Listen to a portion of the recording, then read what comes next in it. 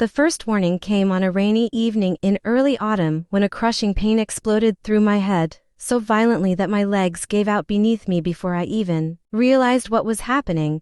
My vision blurred into strange shadows, my stomach turned without mercy, and while I struggled to breathe on the cold kitchen floor, I had no idea that my life had already begun moving toward a battle that would expose the people I trusted most. My name is Claire Bennett, and at 20-1 years old, I believed my biggest challenge was balancing a demanding career with everyday responsibilities, until those terrifying attacks became part of my normal life.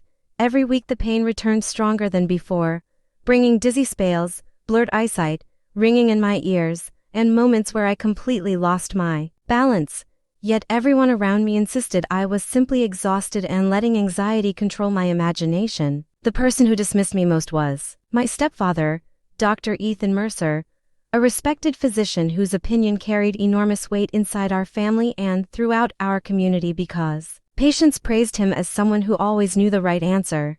Whenever I begged him to help me understand why I kept collapsing, he barely looked away from his computer before telling me that young professionals often confused stress with serious illness, and he advised me to rest, drink more water, and stop searching for problems that did not exist. My mother, Linda, accepted every word he spoke as absolute truth, while my younger stepsister, Brooke, complained that my health struggles always interrupted family celebrations and important events that were supposed to focus on everyone else instead of me. Their constant disbelief slowly convinced me to question my own instincts, even though every attack left me weaker than the last, and I spent many nights lying awake wondering whether I truly was imagining symptoms that felt frighteningly real. Everything changed during a busy afternoon at work when another unbearable wave of pain struck without warning, causing me to collapse in front of customers before losing awareness of everything around me except distant voices calling my name. My supervisor refused to ignore what everyone else had dismissed for months, and instead of taking me home, he rushed me straight to a major medical center where a team of emergency specialists prepared to uncover a truth that would change every part of my life forever. Within hours, advanced scans revealed a dangerous mass growing deep inside my skull, pressing against delicate nerves that controlled both my vision and balance while placing increasing pressure on vital parts of my brain.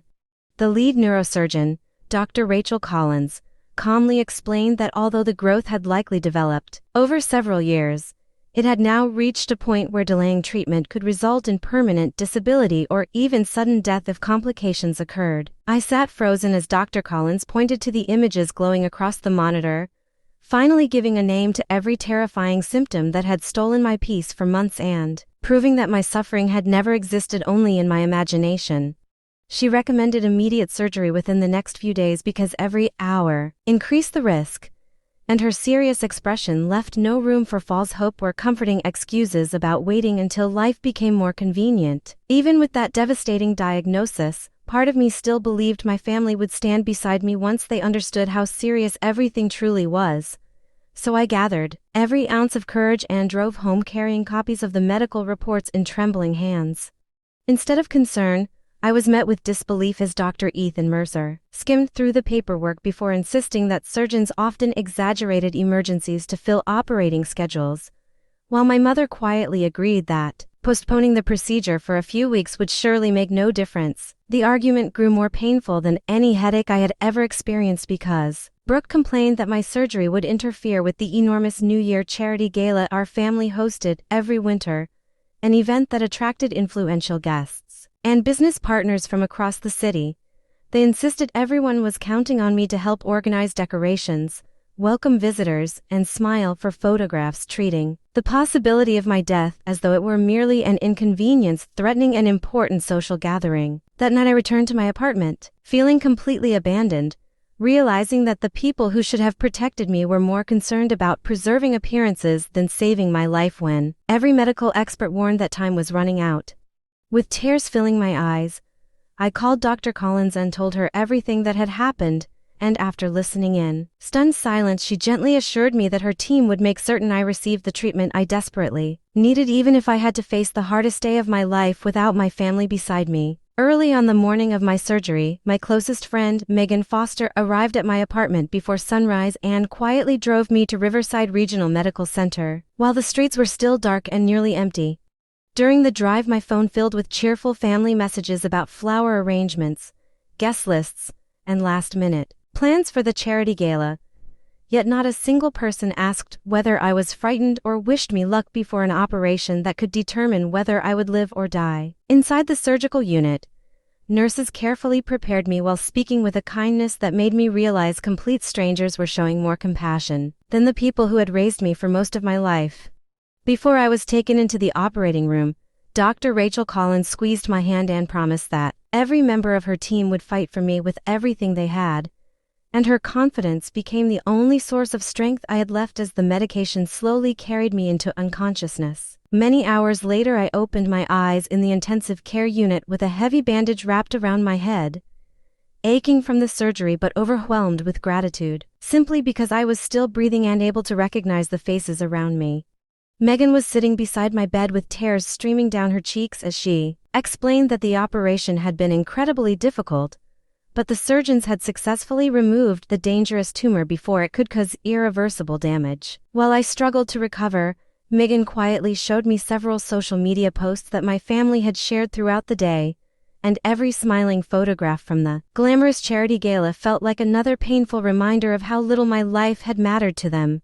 One caption praised the evening as the most unforgettable celebration our family had ever hosted, while another thanked everyone for supporting such a wonderful event without mentioning that I was recovering from emergency brain surgery only a few miles away. Later that evening, Dr. Collins entered my room accompanied by a hospital attorney and a senior representative from the State Medical Oversight Commission, both of whom wanted to hear exactly how my symptoms had been handled before I finally reached the emergency department. As I described months of ignored warning signs, repeated requests for help, and the pressure placed on me to postpone life-saving treatment for the sake of a social event, I watched their expressions grow increasingly serious because they understood this was no longer just a heartbreaking family story, but a matter of professional responsibility that could affect countless other patients. The investigators spent several hours reviewing every detail of my medical history, comparing my emergency scans with the records that should have existed long before I ever arrived at the hospital, and the missing documentation immediately raised disturbing questions. They explained that any patient reporting persistent crushing headaches, worsening vision, repeated collapse, and severe balance problems deserved urgent neurological testing, making it impossible to ignore how many opportunities had been lost before someone finally listened. As the investigation expanded, the commission discovered several former patients who described experiences that sounded painfully similar to my own, each one explaining that their serious symptoms had been dismissed as stress, anxiety, or simple exhaustion without proper evaluation. Hearing those stories filled me with sadness because I realized I was not the only person whose cries for help had been ignored, and my decision to tell the truth might prevent another family from facing the fear and heartbreak that had nearly destroyed mine. News of the investigation spread quickly through the local medical community, and before long many people who had admired my stepfather began asking difficult questions that could no longer be avoided or explained away with confident excuses. The glamorous charity gala that had seemed so important only days earlier suddenly became the center of uncomfortable conversations because people learned that its host had celebrated with guests while his own daughter was fighting for her life inside an operating room. My mother called several times hoping I would stay silent until everything settled down, insisting that exposing the truth would permanently damage our family name and erase decades of hard work that had built my stepfather's reputation. I calmly told her that protecting appearances had almost cost me my future, and I refused to carry the weight of someone else's choices simply because admitting the truth made powerful people uncomfortable. Several weeks later, I left the hospital with a hopeful heart, a long recovery ahead of me, and a deep appreciation for the doctors, nurses, and friends who had stood beside me when I needed them most instead of turning away. Although my body was still healing and every day required patience, I finally understood that real family is measured by compassion and honesty rather than shared last names, and that realization gave me the courage to face whatever came next. Over the following months, the official investigation uncovered years of careless decisions that had been hidden behind professional confidence, and several former patients came forward with records showing that important warning signs had been ignored until their conditions became medical emergencies. The evidence grew stronger with every interview, and the review board ultimately determined that my stepfather had repeatedly failed to provide the level of care every patient deserved, leading to the permanent loss of his medical license and the closure of his practice. As my health steadily improved, I chose not to let bitterness define the rest of my life, because surviving such a frightening experience gave me a new purpose that was far greater than seeking revenge.